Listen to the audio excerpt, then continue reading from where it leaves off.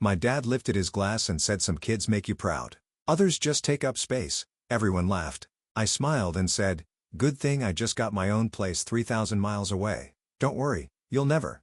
My dad lifted his glass like he was about to bless the room, but instead he said, "Some kids make you proud. Others just take up space." The table burst into laughter. My brother smirked. My mother looked down. And me? I just smiled back at the man who'd spent my whole life pretending I was invisible and said, "Good thing I just got my own place 3,000 meters away."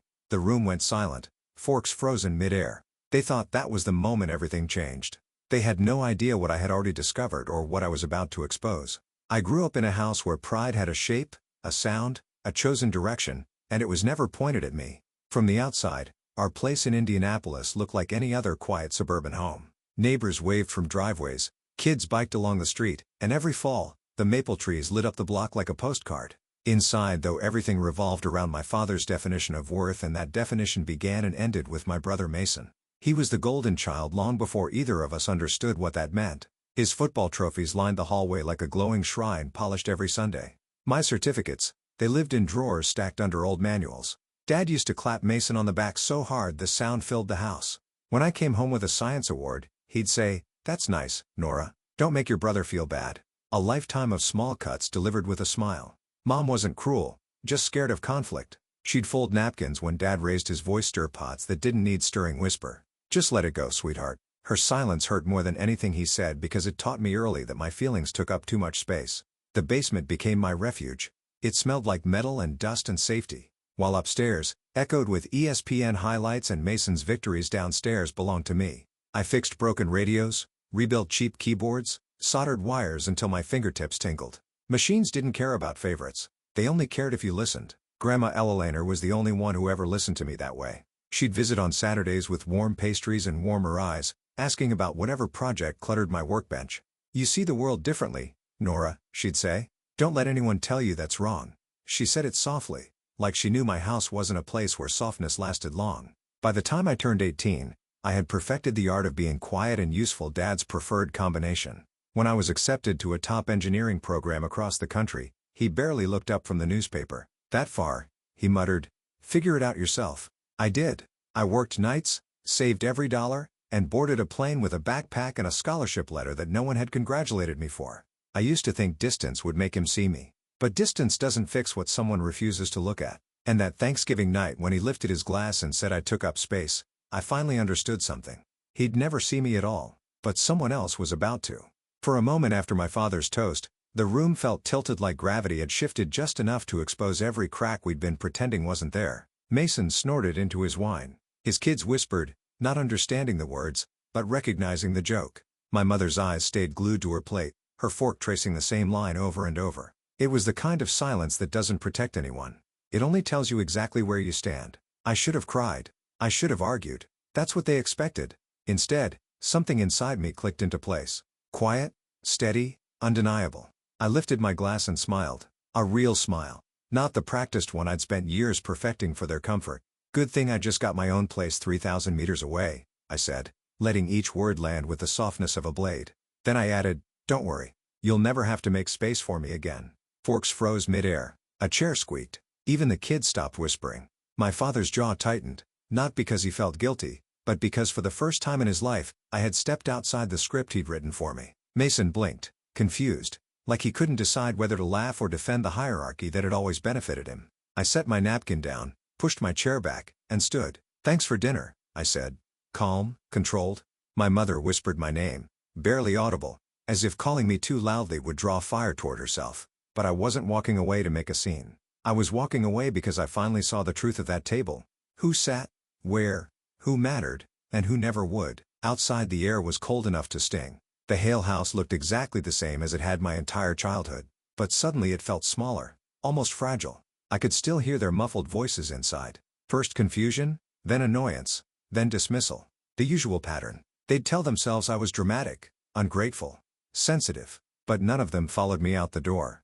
As I drove through the empty streets of Indianapolis, memories unfurled one after another. Mason blowing out candles on a cake that spelled "to our star" while my own birthday passed with a plain supermarket dessert. Dad pacing the sidelines of every game, but forgetting the date of my robotics competition. Mom smoothing tension instead of standing up for me. The pattern had always been there. I had simply stopped pretending it might change. By the time I reached the hotel where I was staying, something inside me had shifted from hurt to clarity. Leaving that table wasn't the ending. It was the beginning of a boundary they never expected me to draw. I pulled out my phone and opened a message thread I hadn't touched in months, the one with my grandmother. I typed, "I'm in town. Can I see you tomorrow?" Her reply came within minutes, warm and immediate. "Of course, sweetheart." For the first time that night, I let myself breathe.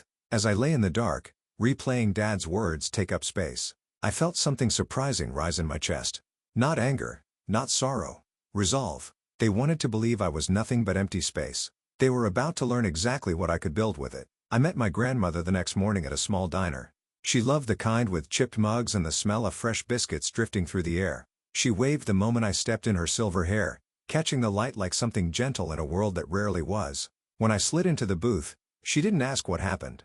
She just reached across the table, took my hand, and said, "You look tired, Nora. Not in your face, in your spirit." I swallowed hard. She'd always seen through me with painful accuracy. We talked for hours about my work, about Seattle, about the apartment I'd finally made into a home.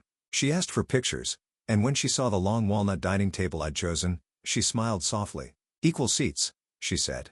"Good girl." Only then did she ask, "So, what did he say this time?" I repeated Dad's toast. Her eyes closed, and for a long moment, she didn't speak. When she finally did, her voice shook. "You deserved better than that since the day you were born." Hearing that from her, it hit deeper than the insult itself. After breakfast, we drove back to her house. She moved slowly now, leaning on the rail, but her spirit hadn't dimmed at all. Inside, the air smelled of lavender and old books. Photographs lined the walls, weddings, birthdays, holidays, and almost none of them included me. Not because she didn't love me, but because no one had bothered to bring a camera to the moments I existed in. She sat beside me on the sofa and said quietly, "Your father has always confused control with love. He built a world where only one child was allowed to shine. And Mason? Well, he never questioned the spotlight." I didn't have to answer. She already knew. That afternoon, as she napped, I wandered through her living room and noticed something on her desk. A thick folder of bills payment statements. Nothing illegal. Nothing alarming. Just the quiet evidence of someone aging, someone managing too much alone. I realized how many decisions Dad had taken from her over the years, how many choices she'd quietly surrendered to keep peace. And I knew with a certainty I couldn't explain that I wasn't going to leave her the way he had left me. When I returned to Seattle the next week, the city's gray mist wrapped around me like an exhale. My apartment felt different. Not just a refuge, but a declaration. I hung new curtains, rearranged furniture, bought fresh flowers. I built a life one small intentional detail at a time. At work, opportunities grew. I was trusted with projects that required precision and long nights, and I delivered. I didn't brag about it. I didn't send updates home hoping for a reaction that would never come. I simply let the work speak on my behalf. Seattle wasn't a place I escaped to.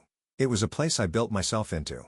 During the holidays, I planned a Christmas dinner for the people who actually showed up for me. My neighbor who fixed my heater after a storm. My old professor who still sent encouraging emails. A colleague who once drove me to urgent care at 2 a.m. They were a strange, beautiful mix of personalities. But when they sat at my long table, all at the same height, all treated equally, I felt something loosen in my chest. I didn't know then that the photos from that night warm faces me laughing at the head of my own table would travel far beyond Seattle. Far enough to reach Indianapolis. Far enough to rattle the very people who had insisted I took up too much space. The call came 3 days after Christmas, right as I was cleaning up the last of the dishes. My phone buzzed with a number I hadn't seen in months. For a second, I considered letting it ring out, but something instinct maybe told me to answer. My father didn't even say hello, so he snapped, "The whole town's talking about you." I leaned against the counter, towel in hand, about me. "Those pictures," he hissed, "your little Christmas gathering. People are saying you've replaced your real family. Your cousin posted some sentimental nonsense about how Nora finally built her own table. Do you have any idea how that makes us look?" There it was. Not concern, not curiosity. Image. I kept my voice calm. "I didn't post anything." "You didn't have to," he shot back. "Those photos are everywhere. Your mother can't even go to the store without someone asking what happened between us." "That sounds like a question you should have answered years ago," I said quietly. The line went silent for a beat. Heavy charged. Then he said low and controlled, "You embarrassed us." I almost laughed. Embarrassed them by having a warm dinner with people who cared enough to show up. By smiling in a photo. By not sitting at the kids' table forever. Before I could respond, I heard another voice in the background. A softer one, older. "Nora? Sweetheart? Grandma." My throat tightened. I'm here. I saw the photos, she said, her voice trembling with something that was not anger. It looked beautiful, honey. Dad cut in sharply. Mom, stay out of no, she said firm and clear. You've controlled this family long enough. It was like hearing glass crack. She continued speaking directly to me. You built something gentle, something safe. That's nothing to be ashamed of. I closed my eyes. Thank you. My father started pacing. His footsteps were loud through the speaker. You think you can just run off, make a show of independence, and act like we're the villains? I opened my eyes. Dad, you lifted a glass and told a room full of people that I'd take up space. That was a joke. It wasn't, I said softly. And you know it. He inhaled sharply, and suddenly his tone shifted, less bark, more bite. You're coming home for New Year's Eve. We need to fix this. There was a time those words would have made me feel obligated, guilty. Not now. I'm not coming back to that house unless we sit at the same table. Equal seats. No head of the table, no hierarchy. If you want a conversation, that's the condition. Another long silence. Then he said, fine. I didn't expect that. The next day, my parents arrived in Seattle. The knock on my door felt like a pulse, steady foreboding. I opened it to see the two people who had shaped my childhood in every painful way. My mother avoiding eye contact.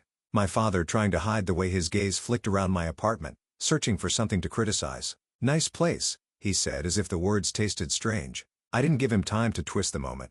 Dinner's ready. The long walnut table stretched across the room, lit by soft lamps, and the glow of the city beyond the windows. 3 chairs, all identical, no headseat. My father noticed. He said nothing. We sat. My mother complimented the meal, her voice thin. My father ate in silence, his jaw moving like he was grinding more than food. He glanced at the photos on the wall. Me with colleagues, friends, neighbors, but none with him. I didn't apologize for that. Halfway through dinner, he finally spoke. So, you're doing well. I set my fork down. I am. And you didn't think to tell us? I met his eyes. You've never wanted to hear it. He looked like he was about to argue. But Grandma's voice from the phone call must have still been echoing in his head, because instead of exploding, he slumped back in his chair and exhaled. Maybe we didn't do everything right. The understatement of a lifetime. My mother's eyes filled with tears. Nora, we never meant to make you feel less. I didn't soften. Not yet. Intentions don't erase impact. Dad's face tightened. We protected Mason. He needed more. He needed more because you handed everything to him, I said. And I learned to survive alone. His mouth opened, then closed. For the first time, he looked small. I didn't attack. I didn't shout. I simply told the truth. The truth I'd been carrying like a stone in my chest for years. You told people I'd take up space, but I built a life 3,000 meters away from you. I built my own table, my own family, my own peace. My father flinched. Not dramatically, just a slight twitch in the jaw, a break in armor. Then he whispered something I never expected to hear. I didn't know how to love you the way you needed. My mother reached across the table, hesitant, trembling. Can we try, even if it's slow? I leaned back, the city lights behind them flickering like a heartbeat. I'm not coming home, I said. But you're welcome to visit if you sit as equals. If you show up the way you didn't before. My father nodded once, stiff, but sincere. Well, try. It wasn't forgiveness. It wasn't a perfect ending, but it was the first crack in a wall I'd spent my entire life standing outside of. When they left, the door clicked shut behind them with a softness that didn't sting. This time I walked to the balcony, letting the cold air rush over my skin, and realized something. I hadn't just stood up for myself at that Thanksgiving table. I had rewritten the rules, and for the first time, my father had followed them. When New Year's morning broke over Seattle, the city felt washed clean, like someone had turned the volume down on the world. My apartment was quiet again. No tense footsteps, no forced small talk, no unsaid accusations hanging in the air. Just stillness, a kind I'd never been allowed to have in that old Indianapolis house. My parents' visit hadn't solved everything. It hadn't erased the years I spent shrinking myself to fit the space they offered. But something had shifted, subtle, almost fragile. A beginning, not a fix. Later that week, my grandmother called. Her voice was warm, relieved. He told me what happened. She said he didn't yell. He didn't blame. He listened. I leaned against the window, watching fog move over the rooftops. I don't know what comes next. You don't have to, she said. You just have to keep choosing yourself. Choosing myself looked like small things. Cooking dinner at my own pace, inviting friends over, walking through the city without feeling like I owed my existence to anyone. I found a quiet joy in rebuilding intentionally, slowly, without apology. At work, someone congratulated me on a project I'd led, and I let the compliment land without brushing it off. I realized how many years I'd rehearsed humility just to avoid being resented at home. I wasn't running anymore. I wasn't hiding in a basement waiting for permission to shine. One evening, as I set a single plate on my long table, I paused. That table had started as a symbol, a rebellion, a boundary. Now it was something gentler, a promise that whatever my family chose to do or not do, I'd built a place where I belonged, where I took up space fully, finally, and without fear. New Year's night settled over the bay like a soft curtain, and for the first time in years, I felt completely steady. Not because my family had changed, but because I finally had. I stepped onto the balcony, the cold air brushing my face, and whispered the truth I'd fought so hard to learn. Some kids make their parents proud, others make themselves free. If you've ever had to rebuild your own table, tell me in the comments. And if this story stayed with you, subscribe. There's more coming and you won't want to miss the next chapter.